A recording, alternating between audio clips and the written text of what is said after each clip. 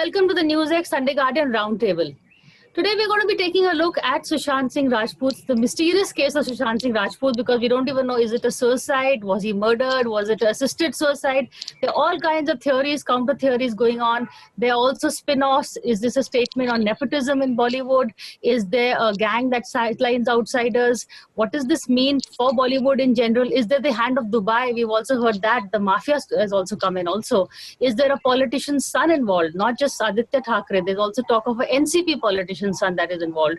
But apart from that, there is also a huge trial going on in the media by itself. It's too sensational a case for us to ignore.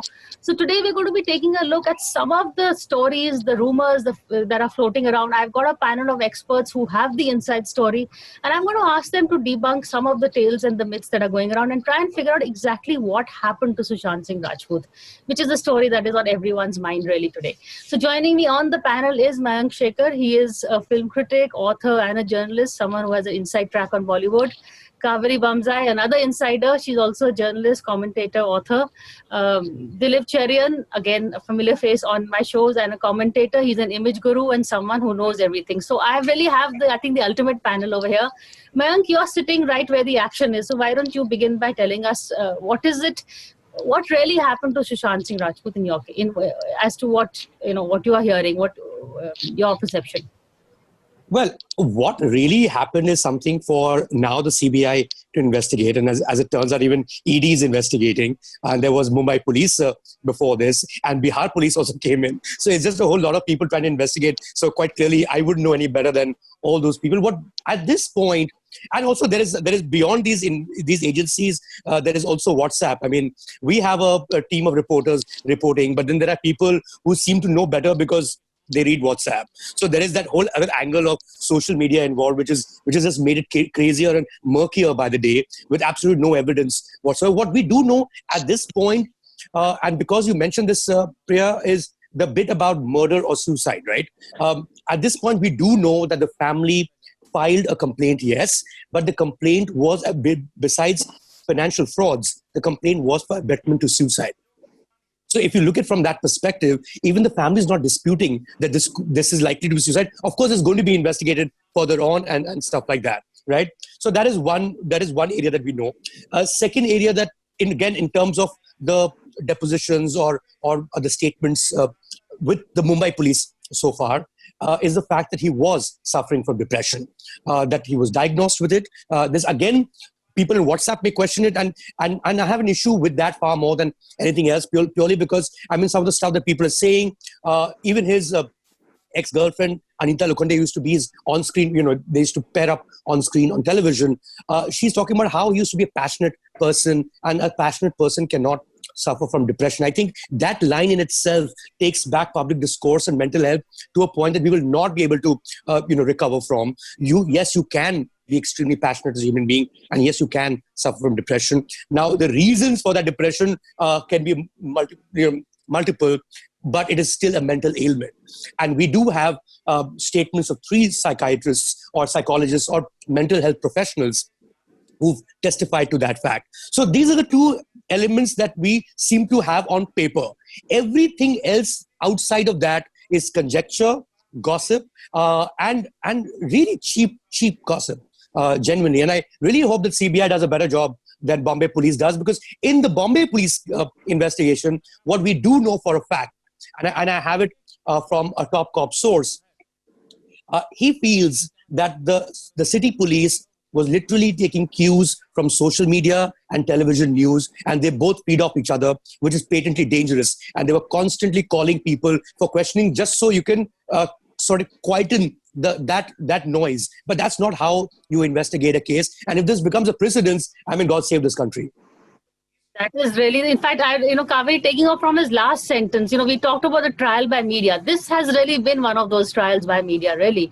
And if the police is feeling pressurized to, cater to the social media and give them some fodder, that's scary, right?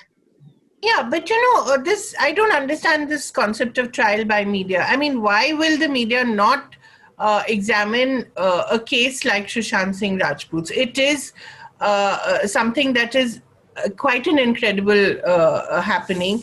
He was a rising star. He was at the height of his fame. Okay, a few films may have flopped, but many others succeeded as well. He was wealthy by all accounts. He had it all.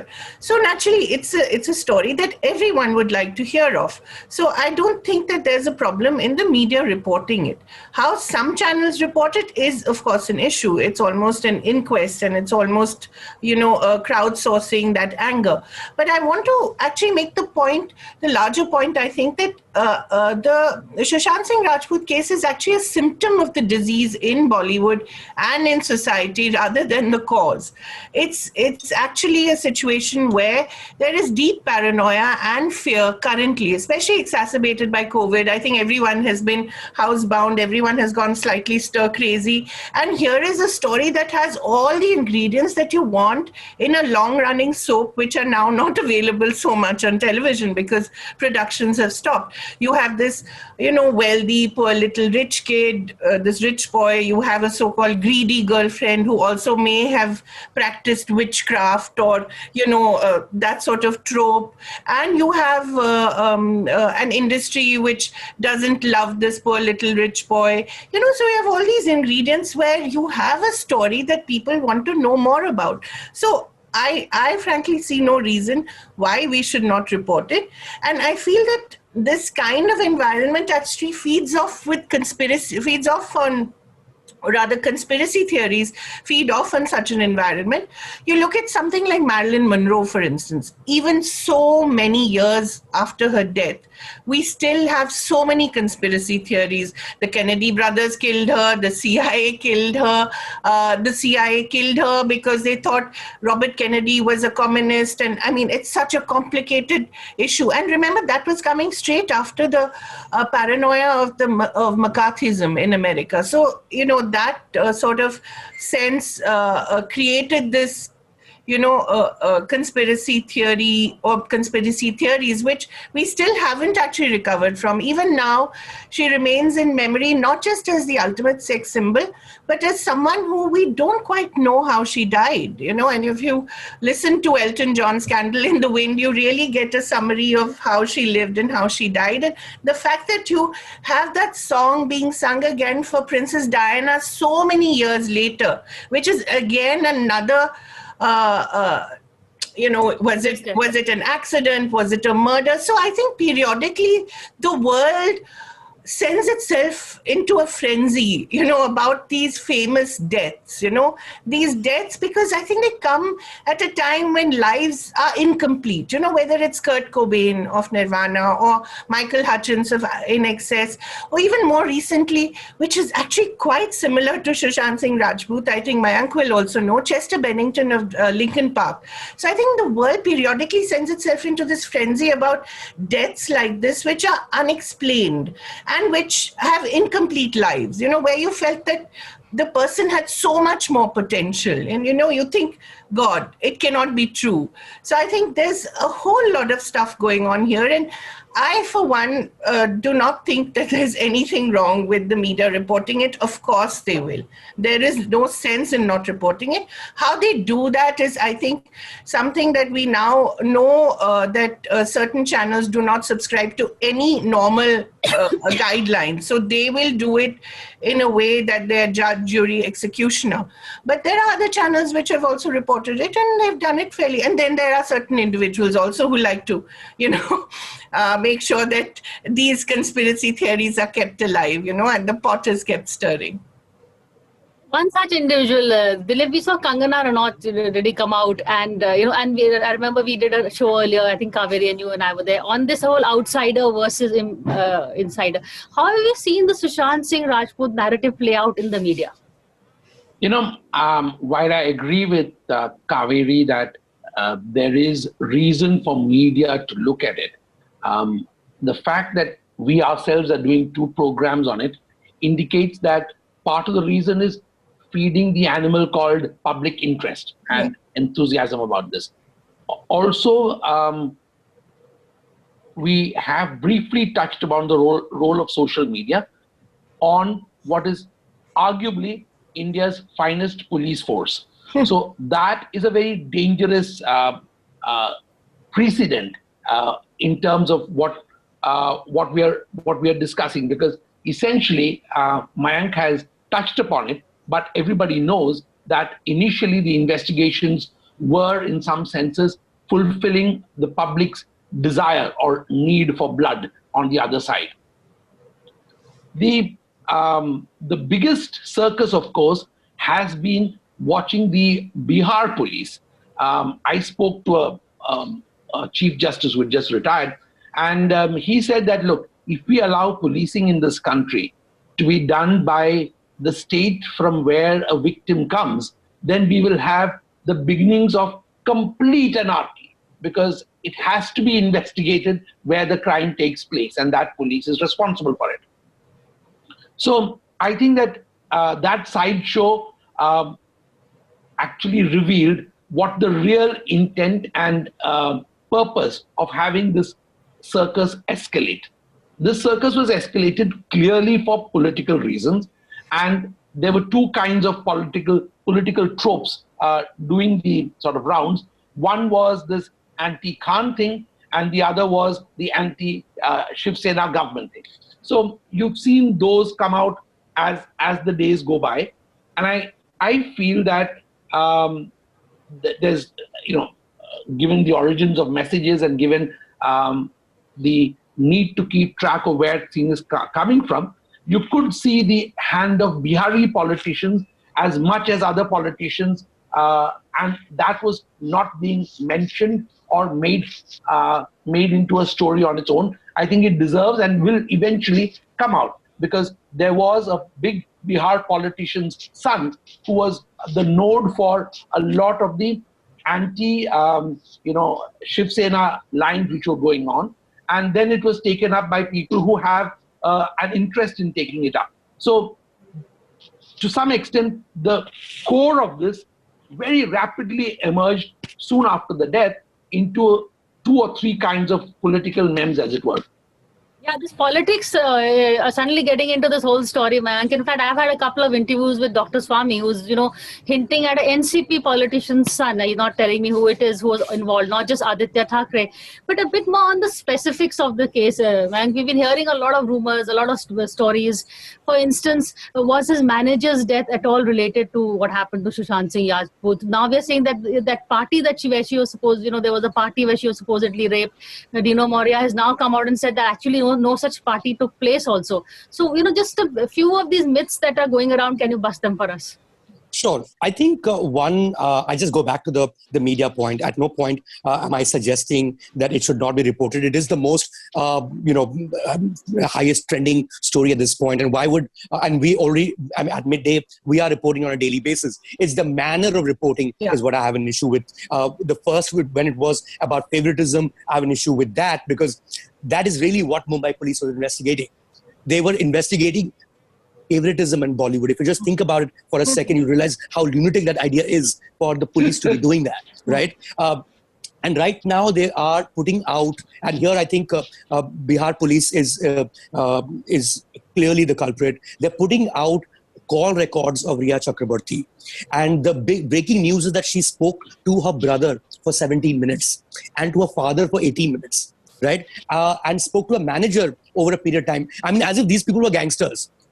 Because the manner in which you say it, and it's the innuendo, is what I have an issue with. And again, as you rightly mentioned, Priya, about Dr. Swami apparently talking about a particular politician. I mean, the moment you bring it to the zone of innuendo, then everyone starts believing that this guy knows something and it is not coming out. Whereas the facts are that Disha Salian, to the best of my knowledge, and for all the reporting that we've done on the subject so far, actually met Sushant Singh Rajput once Not in her his life. manager.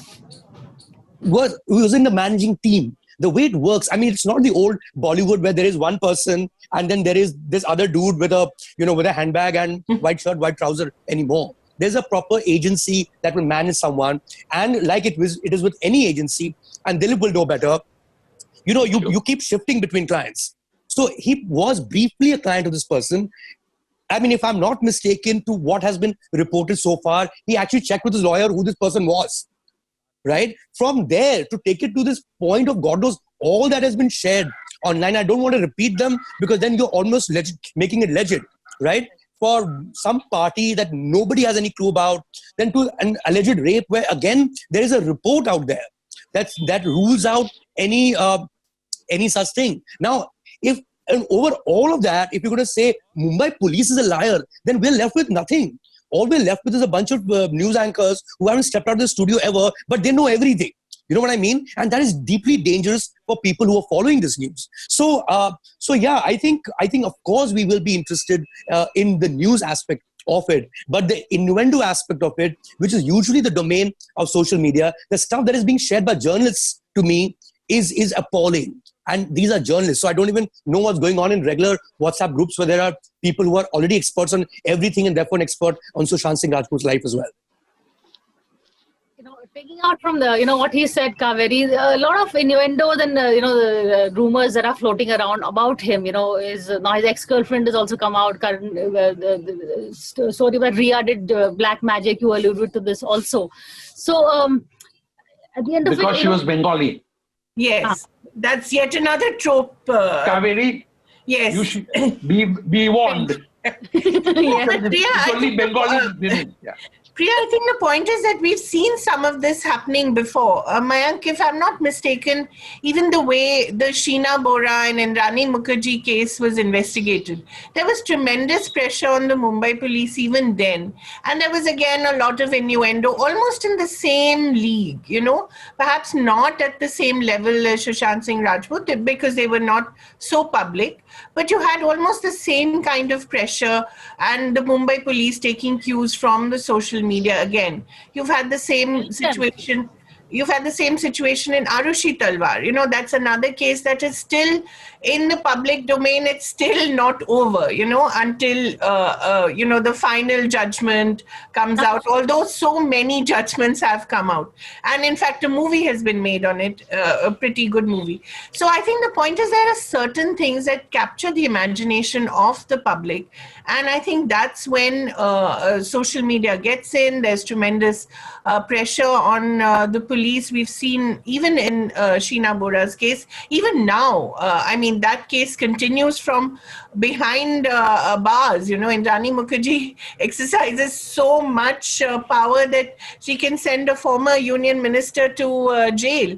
So I think there's certain things that have now actually become similar. And these things kind of seem to recur every 5 years, every 3 years. I don't know why it happens, frankly.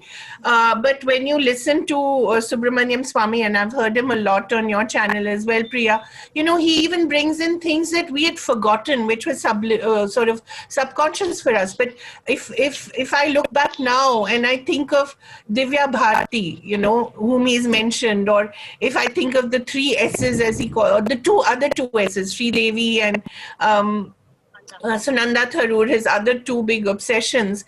Again, you have the same kind of innuendo, the same kind of pressure, the same kind of politics going on as well, especially in Sunanda Tharoor's case. You have the same kind of politics. So I think these are things that we have now come to accept in public discourse, how we deal with it as the media and how we, handle it, because it is something that interests the public hugely, and it is a feral beast whom you have to constantly feed. How you feed that beast and how you manage it, I think that is going to be the biggest challenge for all of us who are in the media, all of us who think that we're responsible journalists. And we have to also know enough, When you talked about insider or outsider, in a sense, Mayank is an insider to Bollywood and I am an outsider. So whatever I can see from sitting here, this is what strikes me, that I've seen all this happening in other cases in India, in other spheres. So I think it was just a time, it was just a matter of time where this was repeated in Bollywood. And I think Bollywood itself is at a point where so much change is happening. The old Khans, the 3 Khans are sort of fading out. Although you can't tell that to Salman Khan, I think that would be dangerous. But the 3 Khans are fading out, and new power structures yet to sort of take place. You still have certain family-run firms represented by people like Aditya Chopra and Karan Johar, who are still very powerful. But at the same time, you have a new kind of democratization of stars and directors that's taking place thanks to streaming services. So Bollywood itself is at the cusp of an enormous change. And I think when that happens, when an old structure is about to break down, you do have these claims happening. You do have Kangana Ranauts, you do have the warriors for SSR, you do have this kind of thing happening, because these are all people, I think, trying to lay a claim on what will emerge, the new kind of Bollywood that will emerge. And you can't even call it a film industry. It's not even that. It's just a collection of loose alliances between family firms and some, studios which still have some power, but they rely entirely on stars, So as far as mafia is concerned, I think that is one thing. I don't know, correct me if I'm wrong, Mayank, but that is one conspiracy theory I would completely rule out, because I think mafia itself is struggling, So I don't know how much of an impact they have in Bollywood anymore. But I think it's happening also because Bollywood itself is undergoing enormous change. There are two things. One is, of course, what Kaveri, what do you make of Kangana Ranaut jumping in and her statement trying to I think that also is part of the whole political angle. Sure. I think that a dog whistle went out that you wanted to avoid or detract from COVID, China sitting inside our territory, and that dog whistle worked very well for a certain kind of media. And it is the result of that, which is the airtime given to Kangana, the airtime given to friends of SSR, etc., etc. So we have to recognize that if there is a conspiracy, it is this. And it is that you encouraged, allowed, and ensured that this was played up to a level which went beyond that of an actor of his importance, however important we may think he is. So then you had the opportunity to, one, politically drive out certain inconvenient stories. But Mayank, will you take that thought forward?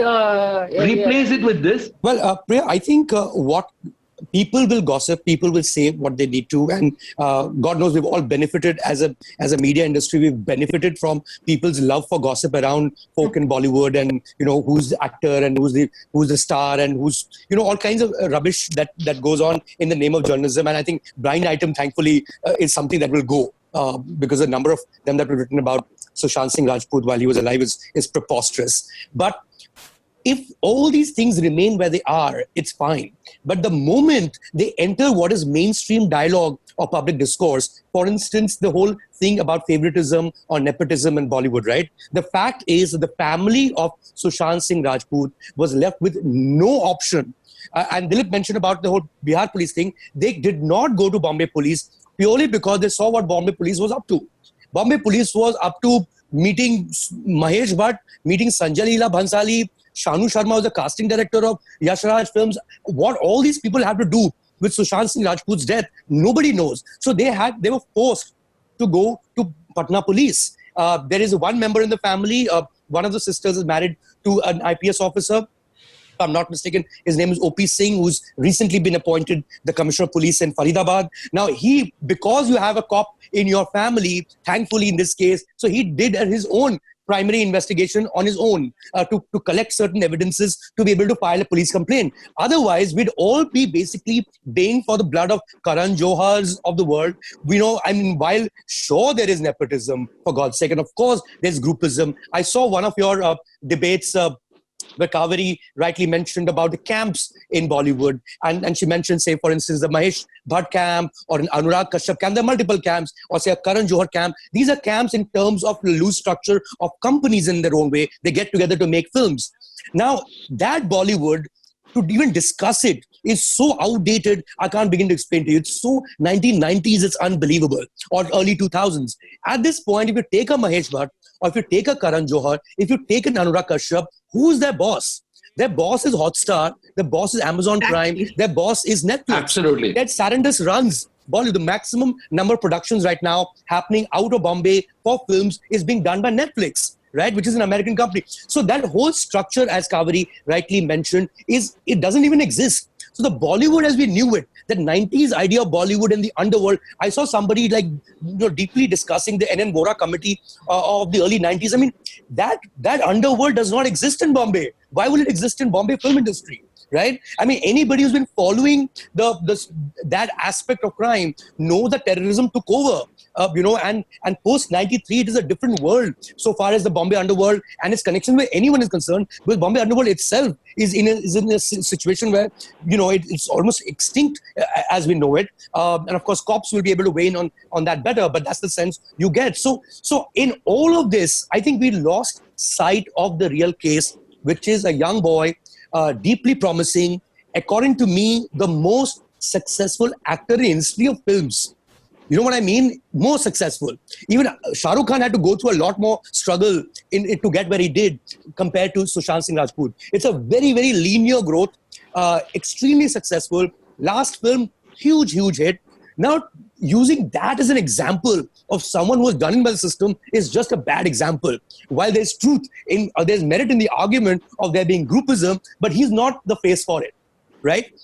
If you spend some time where the movie industry is, which is basically northwards of Bandra in Bombay, you will realize that there are thousands and thousands of people who've been working to be lead actors for years, for 20 years now. And they're not strugglers. They essentially, it's like any other job, like you and I do. And not everybody becomes a CEO of a company, so they're fine with that too. So there is a certain way that whole industry functions, which people have no idea about. And the fact that it's been linked to all kinds of things nefarious is so unfair and deeply distressing from a public perception point of view. I agree with Mayank, and in fact, I want to make the point here that Kangana,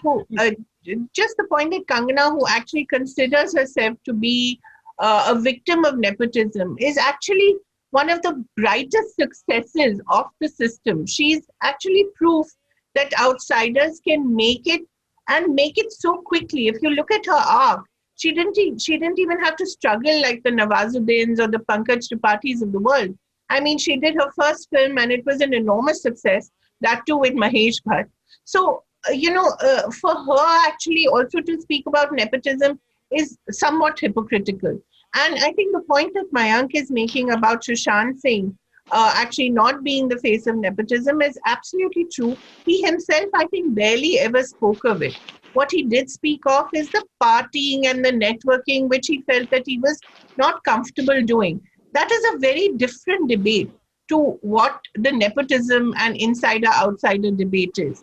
And I think it's very hypocritical of Kangana, whom I otherwise admire, to want to actually become the face of this narrative. But it's very convenient for a lot of people. Thank you, all of you. I think I have got a great panel, and I think I had probably one of the most sensible discussions on the Sushant Singh Rajput case. So thank you so much, all three of you, for joining me and helping me with this. Thank you. Thanks a lot. For more such videos, subscribe to the NewsX YouTube channel, hit the bell icon.